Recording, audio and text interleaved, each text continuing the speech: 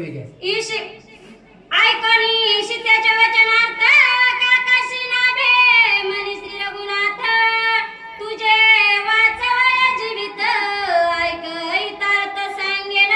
प्रभू रामचंद्र बोलू लागले, हे काका तुझं जीवित वाचायचंय ना. आवाज वेगळा वेगळा काढतो थोडेसे, दोन चार प्रकारचे काढता येते नाही असं नाही, पण आवाज घरात खुश करून गेलो तो.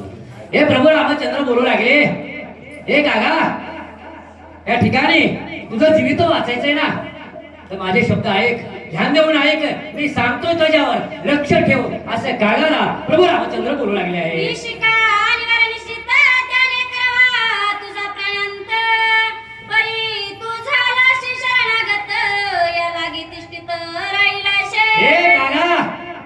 ही शिका अनिवार्य आहे रे, तुझ्या प्राणाचा घात करावा एवढी सामान्य ही शिका नव्हे, परंतु आमचं ब्रीद आहे शरणागताचं मरण चुकवायचं, हे माझं ब्रीद आहे. तू शरण आलास पण आता सावधगिरीने तू ऐक असा कायदाला प्रभू रामचंद्र बोलत आहे.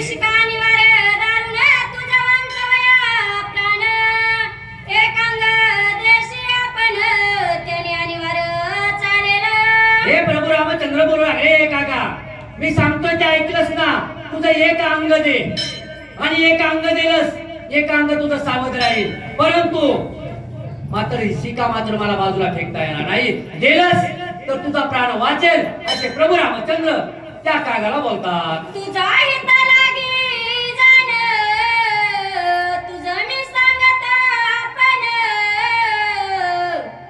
एकांकरोनी ईशिन आपला प्राण वाचावे. मला जर तू वचन दिलंस, तुझं एक अंग दिलंस तर मात्र तुझा प्राण वाचेल, नाही तर ही अनिवार्य शिका आहे, तुला सोडणार नाही. तू कुणाकडे फिरून फिरून आलास ना, मला सर्व कळलंय, म्हणून असे प्रभू रामचंद्र त्या काकाला बोलतात. काका म्हणे श्री रघुनाथ तुझी आज्ञा मी वंदिन माता एकांगे सुखरूपथ इष्टगाता चुकवावे. काय बोलू लागला प्रभू रामचंद्र, मला मान्य मान्य मान्य, एक अंग काय तू सगळं दिल म्हणलं तरी द्यायला तयार आहे, करतोय काय मरणाच्या पुढे, मरणाची भीती सर्वांना आहे, त्या ठिकाणी का ग मला प्रभू रामचंद्र मला मान्य आहे, हे एक अंग असणार मी तुला दिलं असा का रूपी कावळा त्या प्रभू रामचंद्राला बोलत आहे.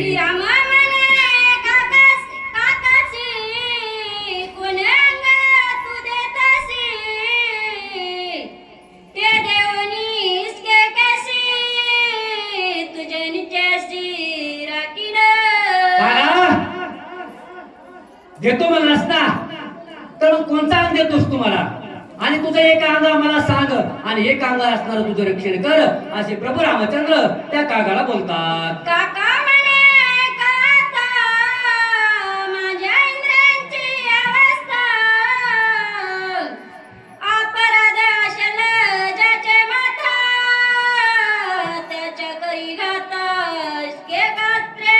हे प्रभू रामचंद्र दुसरा अंग मारू नको बाबा, ज्याने अपराध केलाय का त्याच अंगाला मारणं, मग अपराध कुणी केलाय मी तुला ते देतो असा काग रूपी कावळा प्रभू रामचंद्राला बोलत आहे.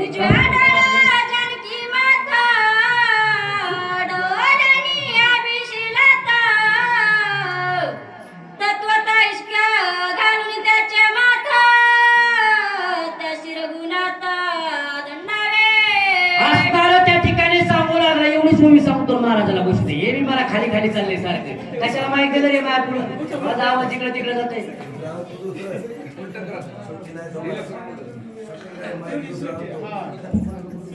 हे खाली जाते ती तिकडे नाही येत.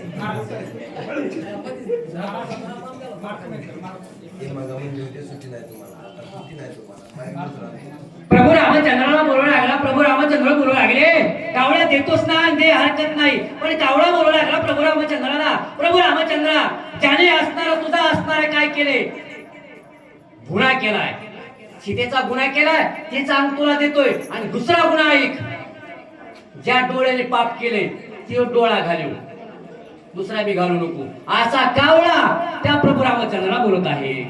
उजवा डोळा जानकी माता डावलोनी अभिषेक तत्व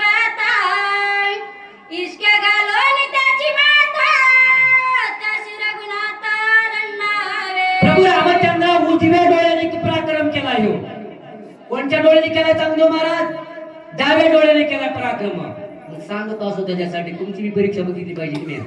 रामाने तर खरी खासियत हीच आहे ना.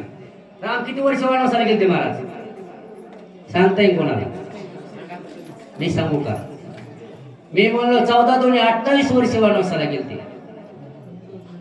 खरंय का? अरे मी लबाड बोलतोय ना. रात्रीच्या आणि दिवसाचे. हा ठीक आहे. त्या ठिकाणी असणारे कावळा म्हणून आगरा वामांग असणारा डोळा आहे ते मात्र असणारा त्यांनी गुन्हा केलेला आहे. आणि एक अंग माझं राखवावा असा असणारा कावळा त्या प्रभू रामचंद्राला बोलू लागला आहे. ऐसे ऐकताचे वाणी शिका प्रवेश वामन नयनी काका मूर्छित खडे धरणी रामे दक्षिण सावध केलं. आणि त्या ठिकाणी ती शिका असता बसतो नुसती ऐकत होती. काय करत होती? आता बसतो नुसती शिका ऐकत होती.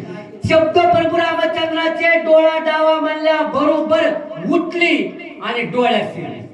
डोळा घालवला आणि डोळा घातवल्यानंतर ती कावळा काय करू लागला आहे? घेतला माझा राम नयन एका घसीना हे ज्ञान